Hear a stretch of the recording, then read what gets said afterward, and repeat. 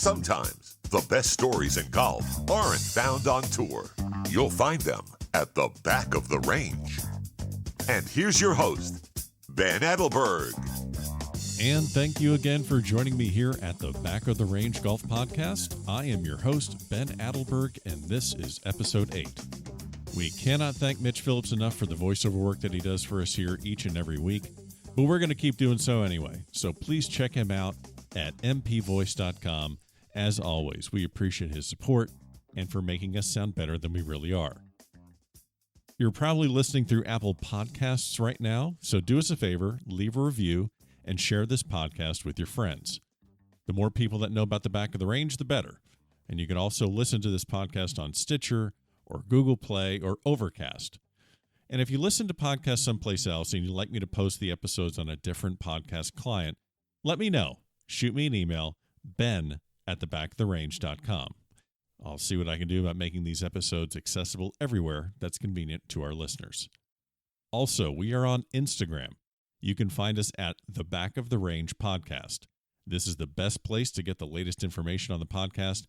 In fact, as the PGA Tour starts their Florida swing, we are going to be posting live from the Honda Classic this weekend. So this is the best time to follow us on Instagram. Again, it's at The Back of the Range Podcast. So as I said, with the PGA Tour starting their Florida swing, I thought it'd be a great time to release one of the very first episodes recorded for the Back of the Range. Our guest this week is Duke Butler IV from Jacksonville, Florida. Duke grew up in Houston, Texas, but soon found his way to the University of Florida and played collegiate golf with the likes of Matt Every and Camilo Villegas, the 2010 Honda Classic champ.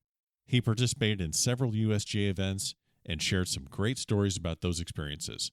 He's also had some experience working behind the scenes of some PGA Tour and Web.com events, so he has some great insight on how these tournaments function and all of the hard work necessary to have them come off flawlessly. So, Duke, really appreciate you making the time for us here at the Back of the Range. Yeah, thanks for having me on, Ben. Look forward to it.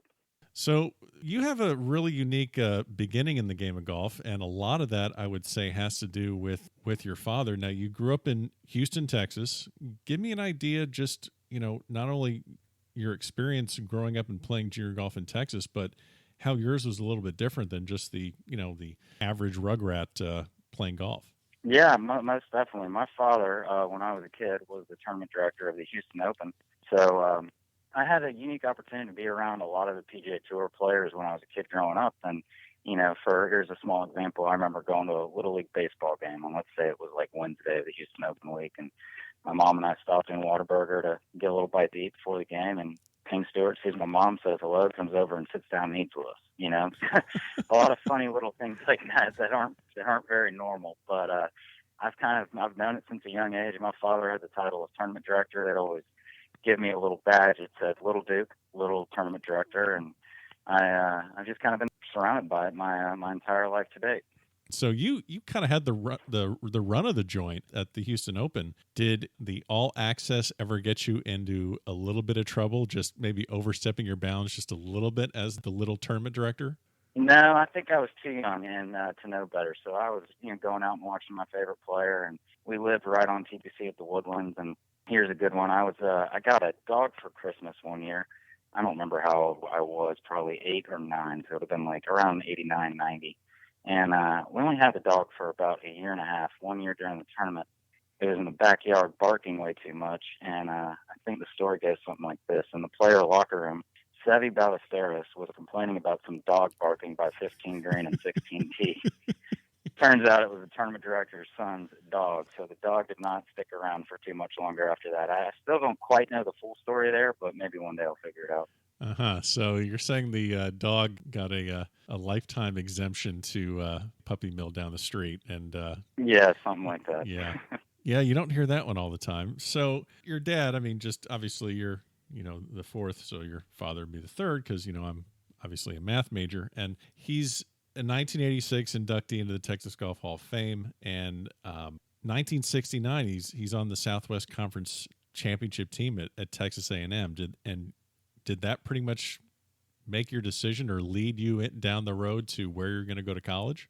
Well, my grandfather, so my dad went from kindergarten through, basically graduating college on the same road in College Station, Texas. his elementary school, junior high, high school was on one side, Texas A&M was on the other. His father, my grandfather, worked for Texas A&M University for over 50 years and was involved in many different areas. And actually, the Animal Science Complex was named after him, I don't know, 12, 13 years ago, something like that. And my aunt, my uncle, everybody on that side of the family went to Texas A&M. So I always kind of had tunnel vision towards Texas A&M as a kid. I grew up going to football games when I was in junior high, and my freshman year of high school was in Texas. You know, I was fortunate. I was able to go have sideline access to a lot of the Texas A&M home games. R.C. Slocum was the head coach, and his son John was a couple years older than me, and he was a pretty good golfer in his own right at the time. And so I was pretty lucky as a kid to be behind the scenes for a pretty powerful football team in the 90s. You have all access pass to the golf. You have access pass to the football, and then tell me about your junior golf experiences and how that led to Texas A&M. Were you recruited, or did they just basically grab you early on and say, "Guess what? We want you"? Or how did that whole thing happen?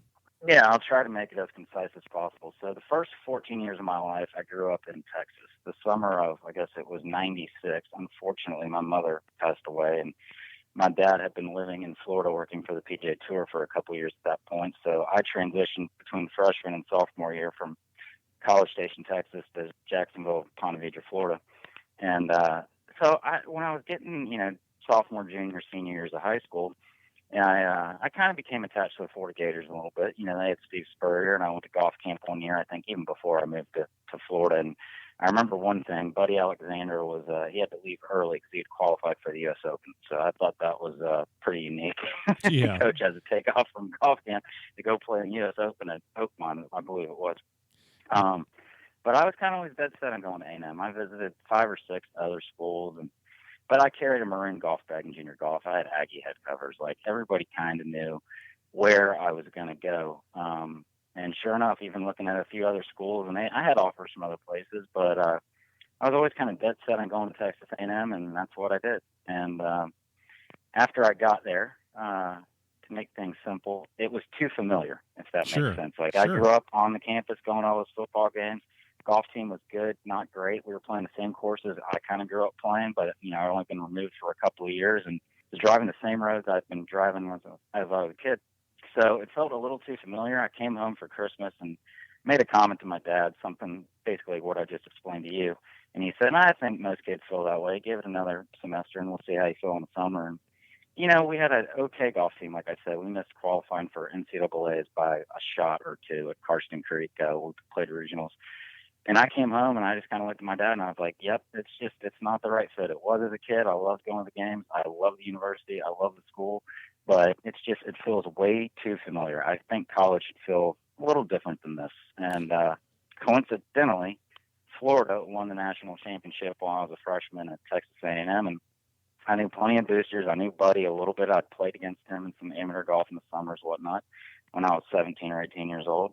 And so I had to make the transition very quietly and carefully. I mean, when I was trying to dial the athletic department at Texas A&M to ask for a release, I think I hung up the phone 30 times before I could dial the full phone number.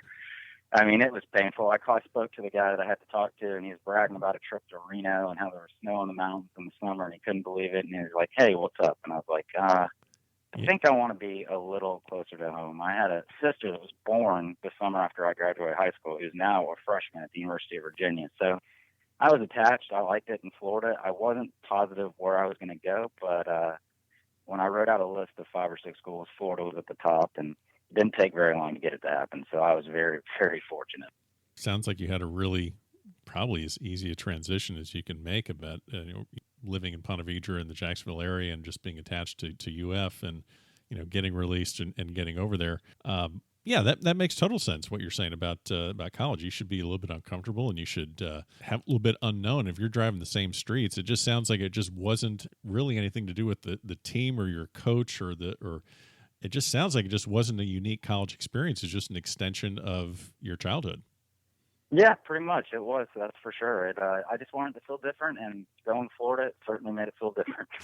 Okay, so leading into that, so give me the one thing or give me a couple things in Gainesville that just really just hit you as, oh my gosh, I'm not in Texas at all anymore. I mean, I am just this is a different world. What did you? Well, it was pretty cool, So I qualified for the USAM in the summer before I transferred for the summer while I was transferring from Texas A&M to Florida, and one of my teammates from Texas A&M, he was a freshman at the same time. We were roommates. He qualified for the USAM that same year at Eastlake, and he was excited for me and everything. And we were checking into the hotel, and Camilo Villegas was like 3 people behind me, and he hits me on the shoulder and was like, "Hey, one of your new teammates is back there." And we knew who he was. He was really, really good as a freshman. And just to, not to cut you off, but we're talking about the 2001 USAM at Eastlake in Atlanta, where they play the Tour Championship. Yeah, so we're checking in the hotel. I turned around and I introduced myself to Camilo Villegas, and I said, "Hey, my name's Duke. I'm transferring. I'm going to be on your golf team." He gives me a hug. I was like, "All right, that's kind of cool. I'm looking forward to this." And we're playing our practice rounds, and I'm messing around over the chipping green, and Bubba Dickerson's over there, and I've played a ton of golf going to high school in Jacksonville with Bubba Dickerson. And he was always a guy that I, could very rarely beat. And so I was kind of joking around, asking him, like, "Hey, man, I just got an apartment in Gainesville. Where are you living?" In typical Bubba Dickerson fashion, he's like, "Oh, I'm not real sure yet." Well, school starts like 5 days from that conversation. And then he goes out and he wins the U.S. Amateur and gets to Gainesville late and has to find a place to live. So he's a unique cat in his own way. But I walked into a preseason #1 college golf team, and I remember the first couple of rounds of qualifying in Gainesville. We couldn't play the university course because it was getting renovated, so we were playing down the road at Gainesville Country Club. And like first 2 or 3 rounds, I might shoot 73 or 74, and I'm like, it's fine. Texas A&M, I'm going to qualify for the tournament doing that. Well, I'm playing with guys that are shooting 67 and not batting an eye, and I'm like, holy cow! All right, let's go. Yeah, this different world here. So, wow, that's so Dickerson wins the USAM, and not only does he have to find a way and to get himself situated to play in the Masters the next year, that just seems like the top of the mountain compared to the fact that he doesn't even know where he's going to stay for school. That's just Bubba being Bubba back in the day, but it was pretty funny. That's great. So you're getting settled at UF, and again, you mentioned your coach, Buddy Alexander, who, again, 1986 wins the USAM. He's on the Walker Cup team in '87, and then you just mentioned he had to leave early at a Gator golf camp to go, "Oh, sorry, boys, I got to go do this thing called the U.S. Open." So, what was it like having a coach that, every coach you would assume has a decent, playing pedigree, but this is kind of all world stuff where you have a golf coach that just is, he's got everything you guys are shooting for. So. Oh yeah, he's been there, and he lets you know it too. You go into his office for a meeting, and that U.S. Amateur stuff from Shoal Creek's pretty prominent. Just accidentally shows up there, right? Accidentally, you're accidentally staring at it when you're sitting on the other side of the desk. But no, he could flat out play. His knowledge was unquestionably just, pretty much almost as good as it gets. And it was intimidating. There's no doubt about it. He'd play with us. He'd beat us occasionally. We'd have a little inter-squad match play thing, and he took pride in taking people down. One year I beat him. I think we were doing it in like November. He didn't want to talk to me for a week after that. So I was proud of what I did. But, it was a constant reminder every day. Maybe he started to talk to me about a week and a half after that fact. But wow. The guy was good. You had to respect that. It was very challenging to kind of question Buddy Alexander because his pedigree and his resume was better than anybody on that team. So it was a privilege, and I learned a ton from him. And it was just a tremendously cool thing. Well, I'm looking at a couple of things on your resume here, and we have the 03 USAM at Oakmont, and then you back it up with getting into the 04 USAM at Wingfoot. I can't imagine just having a better back-to-back US Amateur experience. I've asked other guests on the podcast about qualifiers. We all go through them. Amateurs go through whether it's your club's match play event or it's a county event, or even we do a lot of Florida State tournaments together. What is it about USGA qualifiers that you kind of keep in mind, and what's your mindset going into these? Because this can translate, as I said, all the way down the line to just basically how do you get yourself in position to play meaningful golf when you know you have to shoot a good score? I think you have to. That's a great question, by the way. I think a lot of it is mental preparation.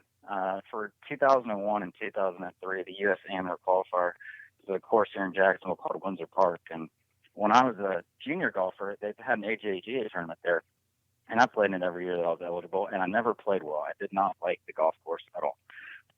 And then I get into college, and the U.S. Amateur qualifier is going to be there pretty much every year. And I was having a conversation again with my dad, and he was like, you know what? You need to learn how to go love that golf course. Go over there every day for a week or something, play by yourself, play with some buddies, and just figure out a way to fall in love with it. And that completely changed my perspective. And so I went out in 01 and I qualified. I don't remember what I shot exactly. And then in 03, I think I shot about 70 in the first round, just being patient. I was in a comfortable spot, maybe shot 66 the second day and won it by 3 or 4 shots and just kind of cruised into it. And I just had to find a comfort zone to do that. And then I just kind of found a comfort zone in USGA qualifiers moving forward. So I qualified again in 04. It was a different course in Jacksonville I was pretty familiar with. I think in 05 or 06 I lost in a playoff for the last spot, but I just took a different approach to it, and it worked for me. So really, it's just kind of mentally convincing yourself that you can do it, no matter what the stage is. Yeah, exactly. You know me too. I have to be picky. Even back in college, I still was really, really short, and so a tree line golf course that's not super long is gonna be an advantage for me. Well, I'm glad you brought that up, Duke, because I'm 6'4", and I'm going to delicately say that you're not. So going back to junior golf, high school, college, so people are out driving you by a really decent amount. And, I'm just wondering, the whole distance thing is not going away. I mean, the bomb and gouge and basically the mentality of these kids coming up were just hit it as far as you can and just hack it onto the green and just roll putts in. And, shaping shots is kind of going away and playing conservative. And it's getting more into just bomb it. And you see it on TV. You see it in just about every stage of the game. How did you get through playing high-level golf where you're really getting out-driven? And what do you think of where the game's going with this? I wasn't short in college. I mean, I was short, but like in 2000, 2001, 2002, the guys on my team, like Matt Everett, Camilo was pretty long, and he was about my size. I was 30 yards, 20 yards behind those guys off the tee. And when that second Pro V came out, and I couldn't take advantage of it, I went from being 20 to 30 yards shorter. Next thing I know, I'm 50 to 60 yards shorter than them. Yeah. So I made up for it with my short game. And I was a good role player in college from a team perspective. My score was going to count, a high percentage of the time. If I played well, I'd shoot under par. If I played poorly, I wasn't going to shoot a million. So, I was a good 4 or 5 guy for UF when it comes down to it. And, when I was at A&M, I was a 1 or 2 guy shooting the same score. So that's just kind of the different levels of those programs at the same time. But, I kept up with it as best I could. In the summers, I played pretty well and I could free wheel it a little bit more. But, you just find other ways. Like, I didn't miss a ton of fairways. I was pretty lucky with that.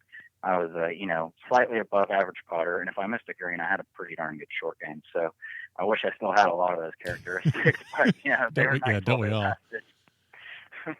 So, okay, because I was just curious about that, because I think a lot of a lot of what you just said really will ring true with a lot of people listening that are, whether they're high-level amateurs or 10, 15, and 20 handicappers. You do not need to bomb at 300 yards if you can make up for it with good wedge play and good short game, and obviously rolling the ball. What were some of the practice sessions like when you were at UF?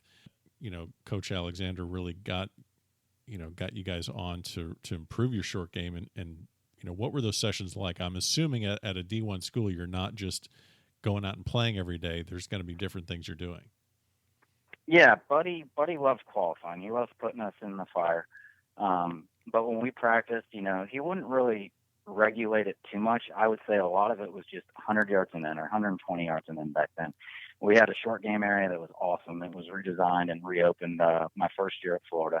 So we had target greens that we could hit, probably anything up to about, I could probably hit an 8-iron. The other guys might only hit a wedge. But, remember when those nets came out that you'd see on the driving ranges that were, looked like a basketball hoop out there, only about 10 times bigger than a basketball hoop? We had a bunch of those. Yeah, we had a bunch of those scattered around. So you could really focus in. And we just had a really special practice facility. But there's nothing Buddy Alexander loved more than making us qualify and going out and competing. And I think his favorite thing to do was make us tee off at 7 a.m. on a Saturday when we had a home game, and then do it again at 7 a.m. on a Sunday after a home game. I'm pretty sure we had to do this every college football weekend when we weren't at a tournament. So, it built character, I guess. Oh, come on, Coach. Why would you do that? Come on. Oh, it was brutal. Trust me. I was one of the more social guys that go out a little bit and, managed to pull it off a few times, but there were some rough mornings. I can just imagine. I mean, I don't even know if you can really give me a name of just the person that just had the most disastrous morning after a football game. But I can just imagine a lot of people on your team looking for the trees, looking for the bushes just to, get out of the heat. But, wow.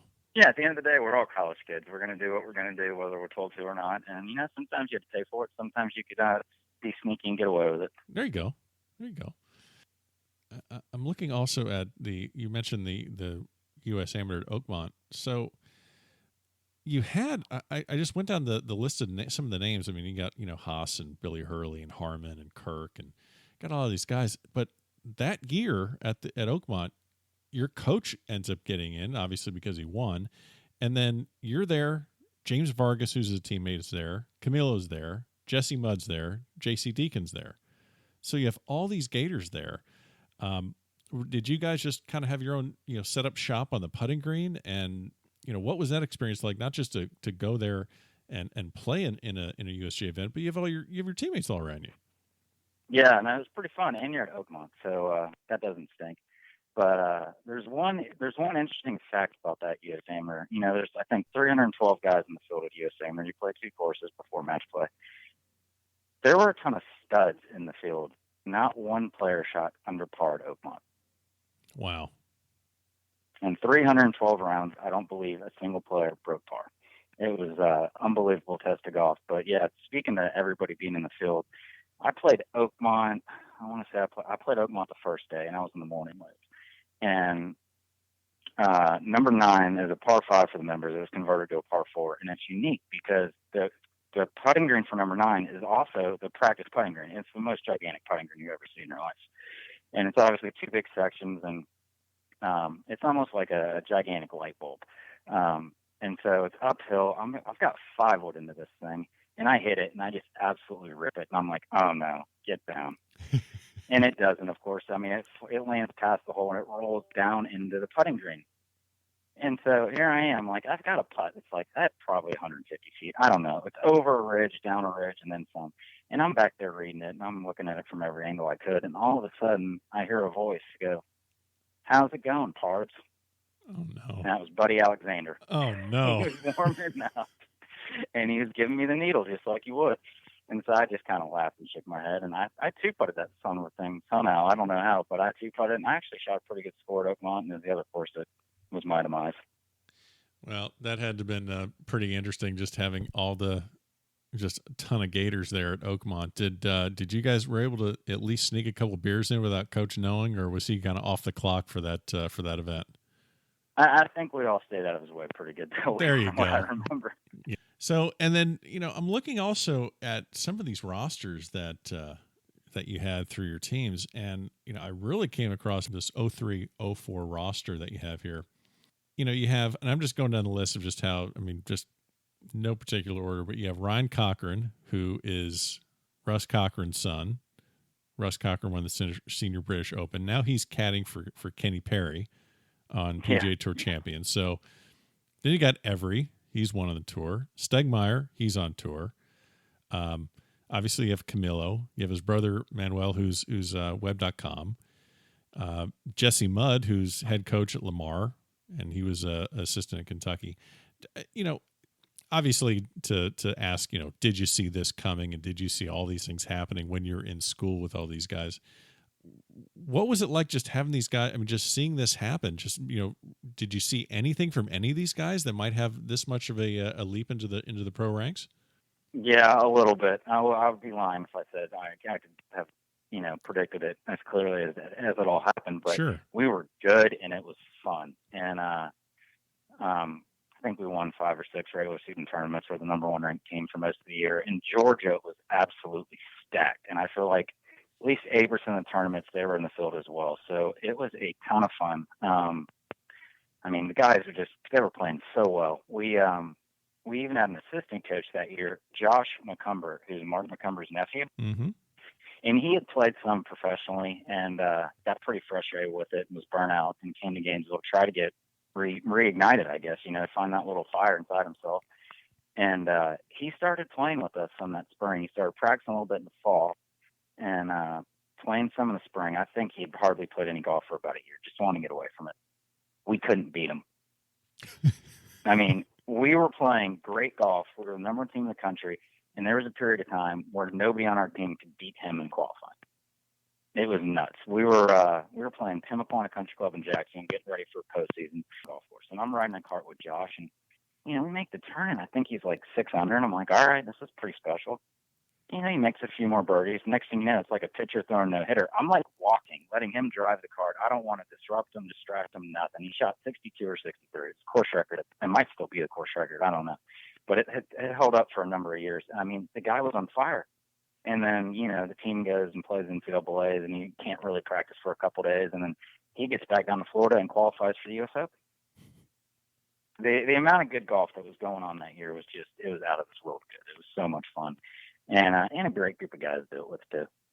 Well, that's really the most important thing. I mean, obviously the great golf and competing is important, but, college, it's all about having fun. So, give me some, well, not remotely, not terribly embarrassing stories, but give me some fun stories about just being on the road at some of these tournaments, being in the van and just, give me a good one that's not going to embarrass too many people.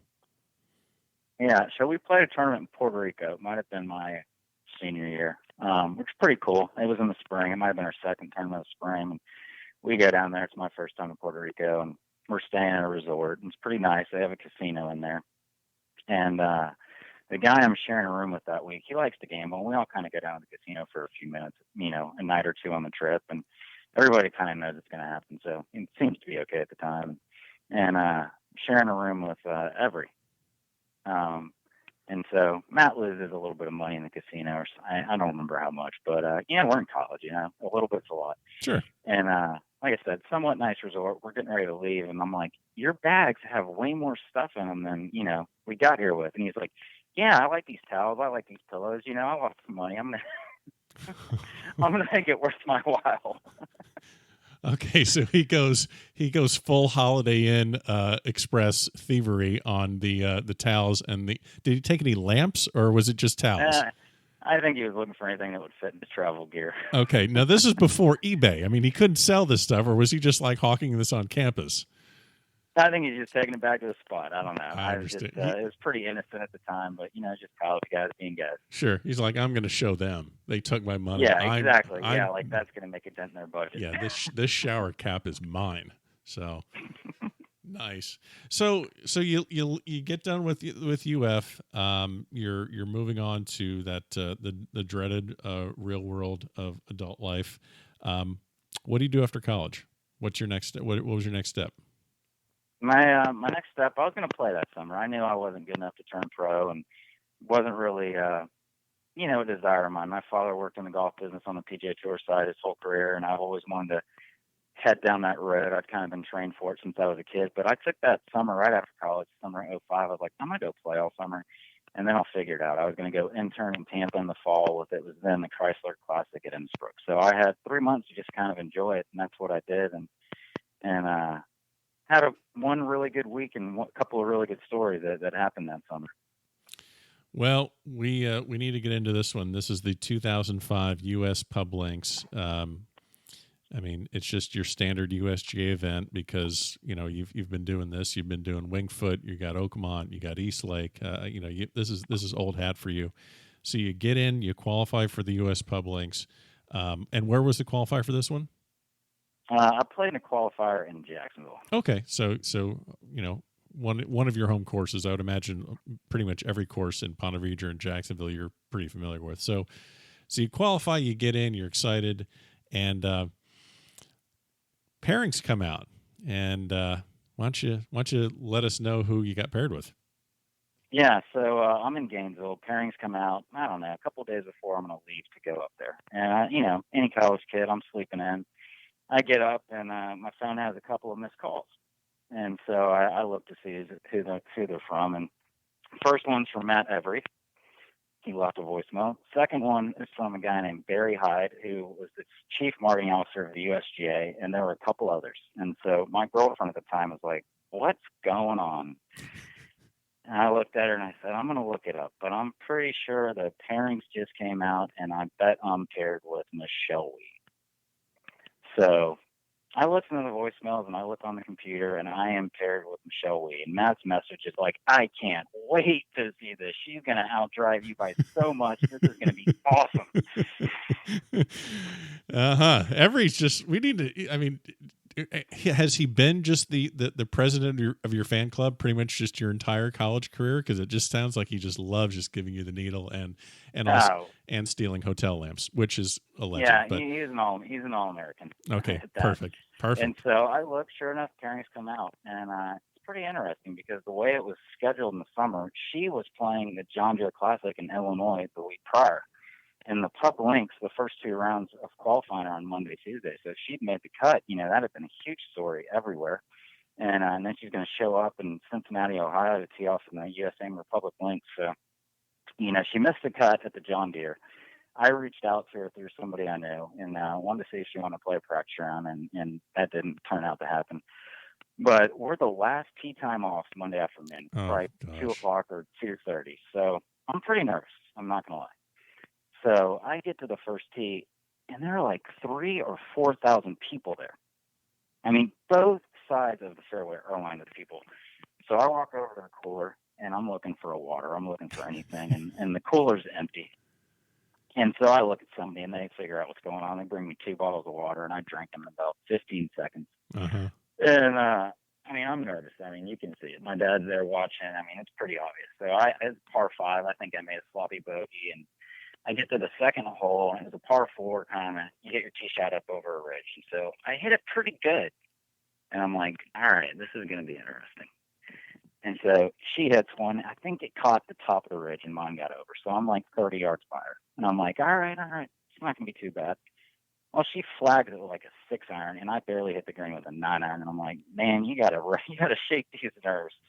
And about 6 holes into it, I figured it out. I calmed down, and we ended up shooting the exact same score for 36 holes. I think it was 147. So we're going to make match play. So Matt's there playing in this USA Republics too. Oh no, he's there too? He's there. We're sharing a hotel room. Oh gosh. And so and he's a favorite because he had just been low am at the US Open at Pinehurst. So he's his head, he's feeling good about himself. And so he plays pretty well, and he's going to be one of the better seeds, and we're going to fall somewhere between let's say 45 and 55. And so we get done, and Matt's doing the calculations in his head, and he can't sit still. We go to dinner. He's like, I cannot wait for these pairings to come out. He's like, I want to play Michelle Wee. I cannot wait for this to happen. So we're sitting at dinner, and he walks outside to call to see if pairings are out 3-4 times. He's so excited about this. It's awesome. And this so is and this also kind of goes to, this isn't the day where everything comes out on smartphones. This is calling and annoying someone and asking them if things come out yet. So this is a little bit before just being able to dial up something on your phone and see everything released automatically. So yeah, so he's in there 3 times doing this and just finally he finally gets through to somebody and he figures it out. And so he walks back inside the restaurant, and he pats me on the back and just looks at me and goes, "Loser caddies." Oh, and you guys... He got me. Oh. So we laughed about it a little bit. We were laughing about it all night the next day. And, couldn't have worked out much better for me and much worse for him, as it turns out. But we were so concerned about who's Michelle Wee going to play. So we called back, and we're like, wait. Who's Michelle Wee playing? And they're like, Will Claxton. Well, Will played at Auburn. He's in the hotel room across the hall from us. Now we can't wait to get back to the hotel. And so we get back, and we knock on Will's door. He's not in there. So I go, and I'm like, maybe he's in the bar.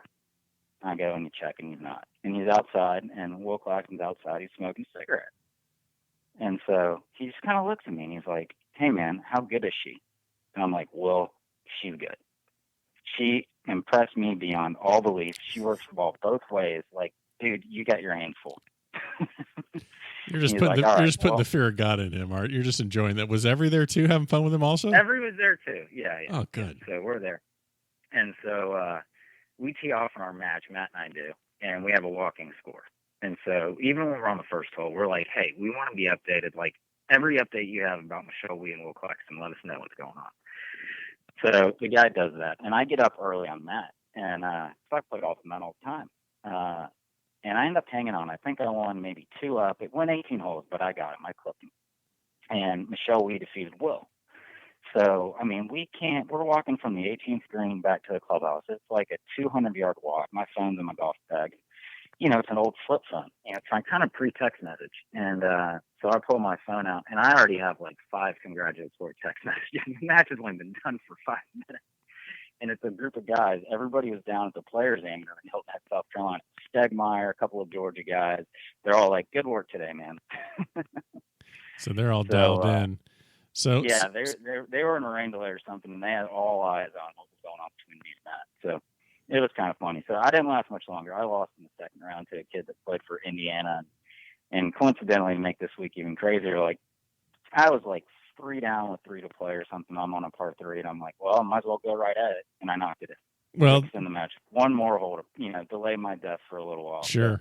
So, even on the day I lost that week, I made a hole-in-one. So it was kind of wild all around. But Michelle Wee then goes on, I want to say in the next match, to play Jim Renner from Boston, Massachusetts. Jim's been on tour a few times, and he's had a little bit of success. And she beats Jim. And so there's a group of us. It's Matt, myself, Jim Renner, Anthony Kim was at that tournament, and we're all having dinner together in the hotel restaurant. And just kind of laughing about everything. And coincidentally, the Boston Red Sox are playing the New York Yankees on ESPN2 in the games in New York. And so that has that scrolling ticker that goes across the bottom of the screen the entire time. And about every third minute, it gets posted that Michelle Wee defeats Jim Renner 3-2. God. And Jim's like, this is like the worst thing that's ever happened to me. Literally every person I know in Boston is watching this baseball game. And this is going across the screen every third minute. Just yelling to people, hey, Jim, you're on TV again. Yeah, I remember he had to turn the cell phone off. So that was a pretty crazy week. Wow. And the important thing, too, is that, Every took more towels from that hotel, and he's all stocked up. So, yeah, I think he's doing all right in that department. Yeah, well, that's the important thing. So, so now you did some playing right after college, and as you said, you pretty much are going the same route that your father went as far as tournament director, and where did you really don't want to say internship, but where did you really get started with tournament ops and prep and things like that? Where did you kind of cut your teeth? Yeah, so I interned with the Tampa Bay PGA Tournament in the fall of and then pretty early in 2006, somebody I knew from my parents working at the PGA Tour, he had left the PGA Tour to start his own sports marketing company. It was then called the McGriff Group, this guy, Bill McGriff. And so he hired me. I was his 4th employee. And so our biggest client was Zurich, and they were the title sponsor of the New Orleans tournament, and he was, slowly starting to build his portfolio. So I came on board. UBS was another client. They were a proud partner of the players at the time, and I was kind of tasked with handling that account best I could. So I did that for a couple of years. We did a couple of really cool things. He came up with this idea to create a replica of the 17th hole at TPC Sawgrass. And UBS loved it. They were like, how do we do that? Let's do it. And so I'd been there about a month, and he came over to me, and he was like, now we got to figure out how to get this thing done in time for the tournament. And the tournament was in March. And so this might have been like the end of January. So we started, looking any which place we could. And we found a company in Jacksonville that did a lot of stuff for amusement parks in Orlando. And we created a thing called the UBS 17th Challenge. It was a 33-yard replica of the 17th hole. underneath the tent, we had this sports net company build a huge net like you would see at a baseball game to drape this tent. And we created everything. We built like a pond, and I forget how many gallons of water were in there, but it took water trucks like 3, 4, or 5 days to fill it up. And so that was really, really fun. And then one year, we had 2 of them going. We had the one at the tournament, and then we built one in Rockefeller Center in New York. Oh, wow. So it could be on NBC to promote it. And so it was up there for like 2 weeks' time. And his portfolio kept growing, and that group is now the CAA Sports Golf Division. They probably had $20-25 million in sports sponsorships when I was there, and I bet they have upwards of like $300 million. I mean, they're doing awesome stuff, and so that was kind of my, early education professionally to different sides of the PGA Tour, and I loved it. But what I loved was being on site at the tournaments, getting my hands dirty, doing whatever I could, knowing my way around, figuring out how to solve problems, things like that. So my father was working for the Fries.com Open at the time. He had retired from the tour in 2007 and stayed retired for about 10 minutes. Nice, yeah. He was kind of tasked with the schedule of the PGA Tour and dealing with host organizations. And that year in 2007, the International fell off the schedule. And I think he had pitched it. I might not get this entirely right, but he had pitched like Tiger Woods people that, hey, the opportunity for you to have a tournament might be sooner than you think. And sure enough, that's exactly what happened. They announced the AT&T National was going to happen in Washington, D.C. at Congressional 100 days before the first tee shot of the tournament was hit. So Tiger's people contacted my dad, and they're like, hey, can you help us get this thing started? And so he essentially moved up to D.C. for 3 months to, create a PGA Tour tournament in 100 days, which beyond how he did it is me. I don't understand. But wow. I love that side of it, like little things like that. And that's not a little thing. That's a big one. But then the Fries people, he had brought them on board to sponsor a tournament. They're like, hey, can you, do some stuff for us? And so he's like, yeah, I can. He's like, I'm going to stay in Florida, but, I'll work on your tournament every day of the year. I'll come out there for 100 days, whatever it takes to do it. And so he was president of that tournament for a number of years until it went off the schedule a year ago. And so I was like, hey, how can I help you? And he said, you can just keep learning from me a little bit. I'll mentor you some more. But we need to recruit some players. It was a fall event, didn't have a great field. I was young enough. I was in like late 20s, early 30s. These guys that I played against in college are starting to have some success on the PGA Tour. So maybe I can use that as an advantage.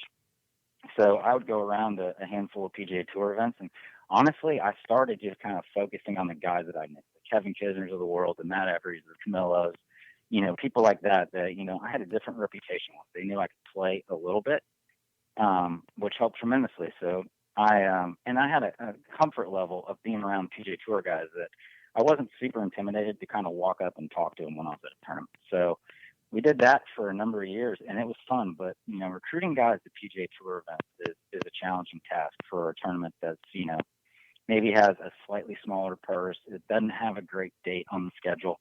I think there's 40-something tournaments those guys can choose from. And the really good ones only have to play a minimum of 15.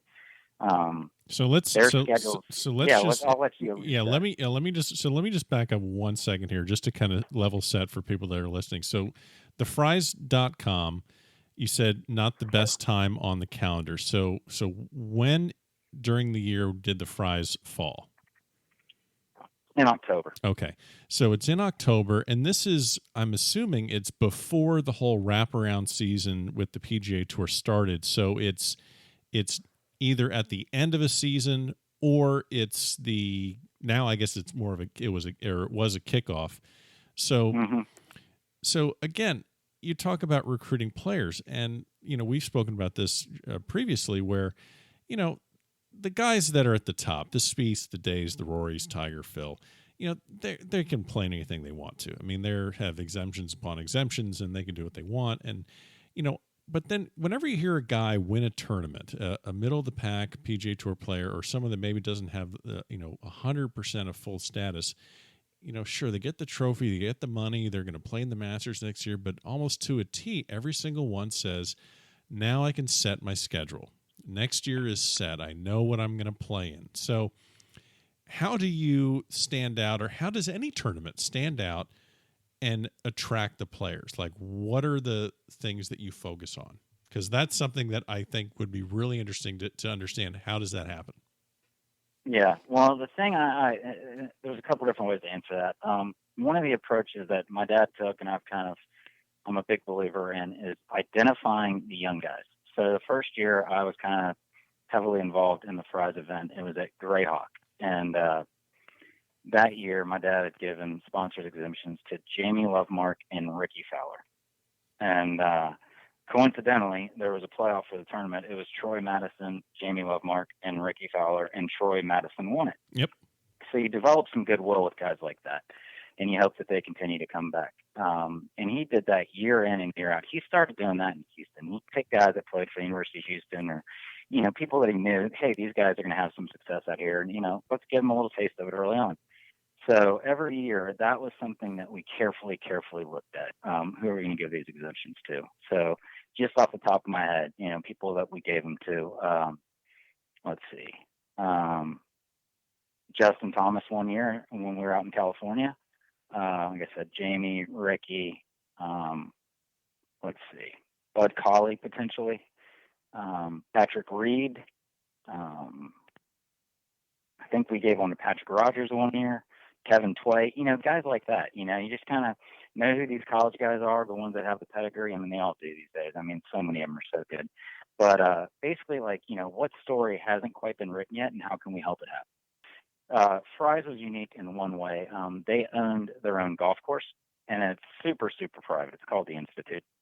And I think there's a stat. It's it has less than 500 rounds played on it each year. So not that many people get to see it. We'd invite a player, maybe 15 of them year in and year out, to come participate in an outing, usually on Tuesday of tournament week. So that was one way how we could get a couple others, pay them just a little bit of money to do it. Not a ton. It's not going to change their week overall, but, it's enough to entice them to come out and play. And they play with the VIPs, the Fry's Electronics guests, the Sonys of the world, people like that you'd see in their stores. It was pretty special. I mean, one year we had Tiger Woods out there, and he was doing it. And we'd given a sponsor exemption to Patrick Cantlay. He was still an amateur. And after this 18-hole outing at the Institute happened, Tiger came out. He gave a clinic off the 10th tee.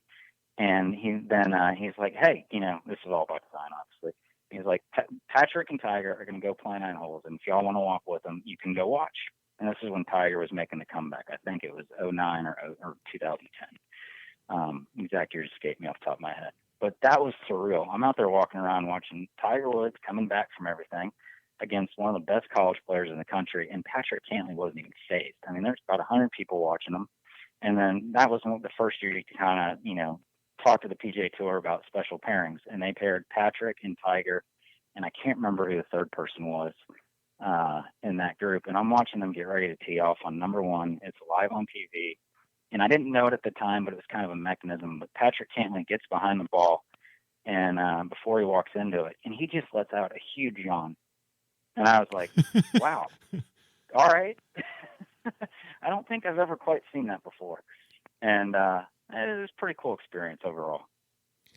That is definitely a pre-shot routine that I've never heard of, especially how you pull that off and make it look natural in front of all those people. And, oh, by the way, Tiger. Yeah, no, it was bonkers. It was kind of a sign of things to come, for Patrick Cantlay. Once he stays healthy for a while, I think you're going to see nothing but awesome stuff. So, give me one, and you don't need to name drop here, but I can imagine with trying to get these PGA Tour players to come play in a tournament that maybe isn't at the most favorable spot on the calendar, you would have had to receive some crazy requests, crazy needs from some player that said, yeah, I'll come play, but I need this and this. Or once they're on property, they need something. Give me one that just is just a head shaker of what does this guy want? Let me be careful here. No, there are plenty of them. I mean, for the most part, the guys aren't terribly difficult. There are a few of them that have some odd requests for example, when we were in San Jose for the Fry's, the resort only had 40 rooms, and these are 40 of the nicest rooms you've ever seen. So one of the advantages we had is hey, we'll put you on property. You don't have to leave property all week. And, that would entice some guys, especially their wives. If you could get to their wives and tell them how nice everything is, now that became monumentally easier when the tournament moved to Napa. I wasn't as involved when that happened, but you just go to their wife, hey, would you like to come to Napa for a week in October? And I think about 95% of them say yes, we would. But, so this is like the equivalent of the Disney tournament. Yeah, like, exactly. Yeah, the kids are gonna love it. But here's one I can say. So David Duval is playing in the Frost, and this resort had an awesome locker room too. And so, when I grew up out at TPC Sawgrass, and David Duval was #1 player in the world. I mean, I thought it was cool that I could park next to his black Tahoe when I went out there to practice in the afternoon. And so he's playing one year, and he's opening it up. He's a little more personable, and there's some rain issues, weather issues, a little bit cold weather, and they're about to go out for play, and David's like, hey, Duke, can you help me find a jacket? And I was like, oh, sure. Let me see if I can hop on that real quick. So we had a couple of lockers just stored with stuff, and I went into it, and I found like a navy blue extra large jacket. And I was like, yeah, David, here you go. Well, about an hour later, my dad's like, hey, do you know where my jacket went? And I was like, yeah, I gave it to David Duval. And my dad still laughs to this day. He's like, yeah, I never got that jacket back. But, for the most part, it's all funny stuff. You see and you hear some stuff. And, it's just like being around guys. It's like, they have a job to do. I always took it with a grain of salt, like, especially at the Fry's events. And then down the road when I was in Indiana for a couple of years. But, those guys are there to work. Like, if I'm near them an hour and a half before they tee off or an hour and a half after they play, like, I'll give you a pass. Like, you're getting ready to do your job, and it's pretty intense. And, you hear and you see tons of funny stuff, but you hear and you see tons of awesome golf. And at the end of the day, that's pretty cool. Yeah, absolutely. So you mentioned Indiana. So you were there getting the Web.com Tour Finals kind of up and running. Watching golf at this time of year, there's kind of an argument to be made. You're seeing some of these guys on the PGA Tour kind of playing, the so-called silly season events where it's not the full field. But then you look at the Web.com playoffs where these guys are really they're playing for their jobs next year, and it's really, really intense. What are some of the things that you've noticed just being around Web.com compared to PGA Tour events? Is there anything different that you kind of feel? I mean, obviously the level of play is amazing on both stages, but is there a different vibe? Yeah, that was my #1 question going into the Web.com Tour Finals. So it was all announced in 2012, and 2013 was the first year of it. And the tournament I was working on, Hotel Fitness Championship, was in Fort Wayne, Indiana, at a great golf course, Sycamore Hills, and it was the first of the 4. So I'm sitting there looking at the money list all year long, and I'm thinking, all right, I'm going to have players that finish 126 to 200 from the PGA Tour that, honestly, they've had disappointing years. And there's going to be some big names in there. And they've got work to do. They're going to be, they're not going to be happy to be here. And then you have the top 75 guys on the Web.com Tour, and they're going to be elated to be here. Their job secured for another year at least. The top 25 guys are going to be over the moon because they have their card guaranteed. And how is this whole thing going to play out? So, I had to promote the tournament in a certain way too. I had to focus on the guys from the PGA Tour that you'd know of. So that year, Trevor Immelman, his exemption from one of the Masters was expiring. Guys like Chad Campbell, some other guys like Ricky Barnes. I mean, there were plenty of guys that won on the PGA Tour, that names that could resonate when you're getting out and you're trying to promote the tournament. But then you've got these other 75 guys, and you don't really have a way to promote them. And so you kind of had to take an approach, and it wasn't the easiest thing to do. You had all this promotional material. It was like Jim Furyk, Zach Johnson. Who are all the guys that have graduated from the Web.com Tour? Yeah, they're not going to be here this week, but the next person that's going to be like that you haven't heard of yet, that you will know of in 5 years, Kevin Kisner, Patrick Rogers, guys like that. They're going to be playing in this golf tournament, and they're all good. You just don't know who most of them are yet. And so to kind of come full circle on that first year in Indiana, Patrick Cantlay's playing great. Kevin Kisner's playing great. They're all in contention. And it gets to the 72nd hole, and Patrick Cantlay has like a 12-foot birdie putt to get to 20 under, if I remember correctly. And I played that golf course enough to know how that putt broke. and he read it correctly, and he had a great putt, and somehow it didn't go in. And in the final group, you've got Trevor Immelman out there in the fairway. And Trevor Immelman hits his approach in 18 to like 20, 25 feet, and he makes it to win the tournament. Now, this guy's guaranteed to go back to the PGA Tour. He is so happy. He hung around. He signed every autograph for every member, took every picture. Like, the sense of relief that he had that had come over him was just something that was pretty special to witness. And this is a guy that gets to play in the Masters for the rest of his life. And meanwhile, he wins that exactly. event. Right. Yeah. But, going into that week, I was so curious how the guys were going to respond. So I had the staff, all of my colleagues, I was like, hey, will you get me on the radio when so-and-so pulls up? So perfect example again, Trevor Ullman.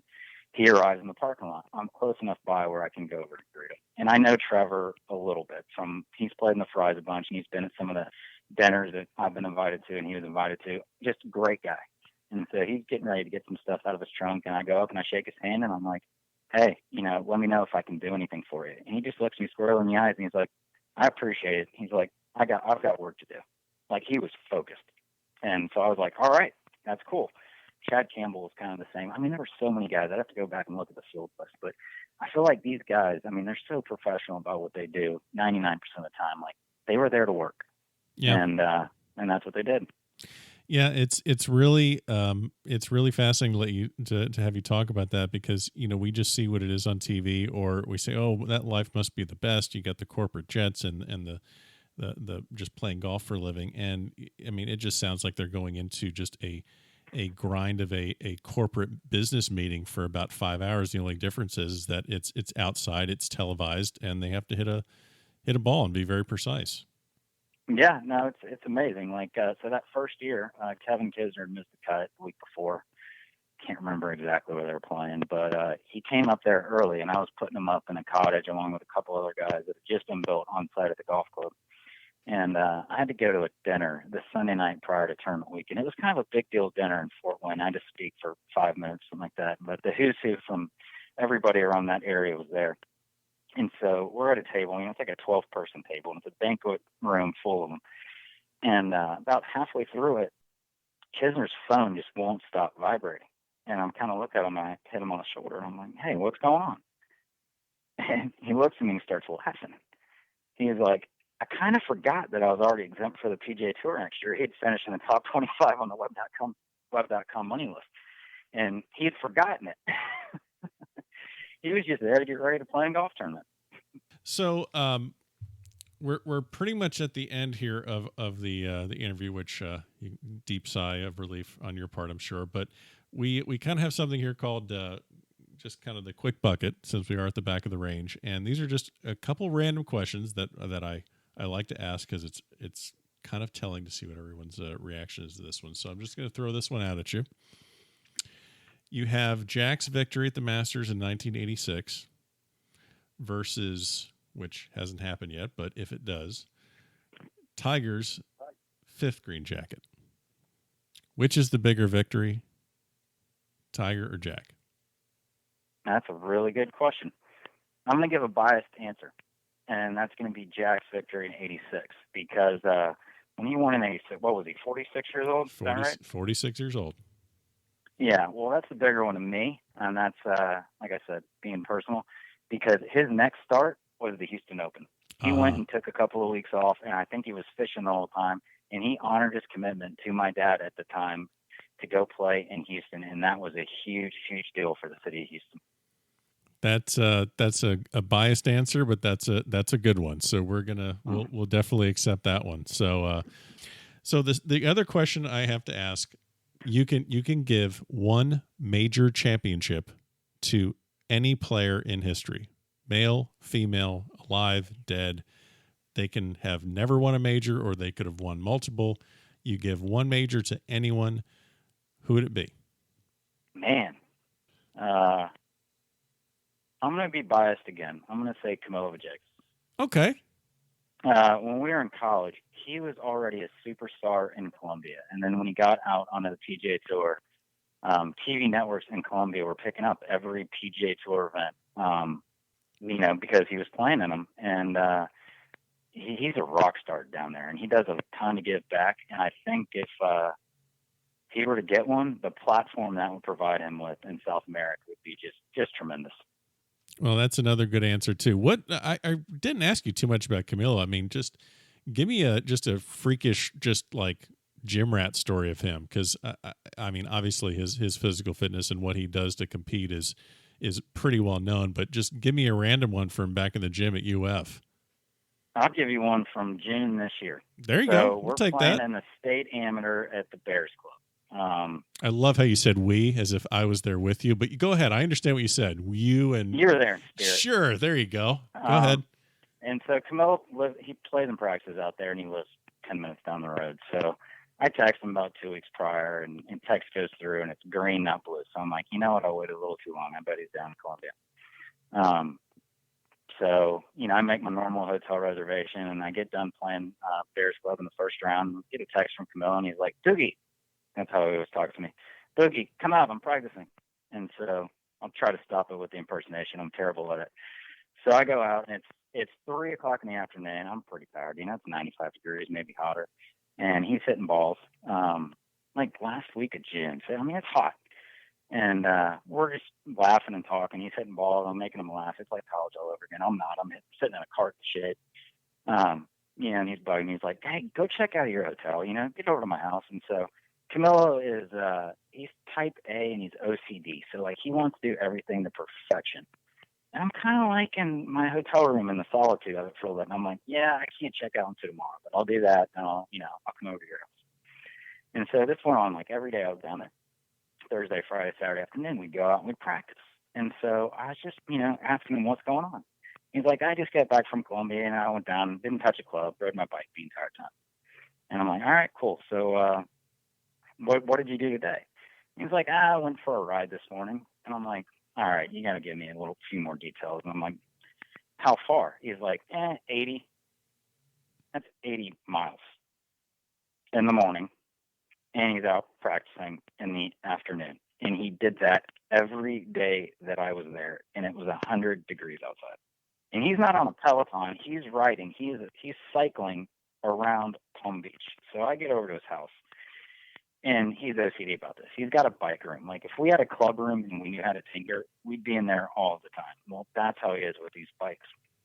And so I'm like, aren't you a little bit worried about, maybe getting hit by a car? He's like, no, not really. We're riding packs and whatnot. And so I'm like, you just rode 80 miles. Where did you go? Now, he gets excited. He's like, I'll show you. He pulls up his computer. He's got, every app, every tracking device, all this other stuff. He started in Jupiter. He went down to Lake Worth. He bounced over to the beach, went up and down some island a couple of times, rode by the breakers once or twice, and then back to his house, 80 miles. Oh, my gosh. And I was like, dude, you're nuts. So he loves doing it. He started doing it after college. In the gym, he loved to work out. He was always in there. The guy was just flat out ripped. And it was pretty funny. You got this ripped Colombian who's an all-world golfer in Gainesville, and he's riding around town on a scooter. He didn't have a car until he got out of college. Oh, man. You got to send me a picture so I can upload a picture of that under the show notes, because just a Villegas picture on a scooter, that's, because, the scooter joke, Anyway. It was priceless. I remember one time we caught him on 34th Street in Gainesville. We were going down to Gainesville Country Club, and it was raining. And he's riding his scooter down a major road in Gainesville with his golf clubs on his back. That's awesome. Duke, I really appreciate it, man. This has been a lot of fun, a lot of great stories, and we'll definitely catch up again soon. So thanks again for being at the back of the range, and we'll get Every some more towels and lamps next time you see him. We need to get him some more birdies right now. All right. That's it, man. All right. Well, Duke, thanks again. I really appreciate it. All right. Enjoy it, Ben. And there you have it. Another great episode here at the Back of the Range Golf Podcast. Special thanks to Duke Butler IV for joining us this week. If you have any questions, feel free to shoot me an email. Follow us on Instagram also. And if you're listening on Apple Podcasts, go ahead and hit subscribe and share it with your friends. Look forward to seeing you all next week at the Back of the Range.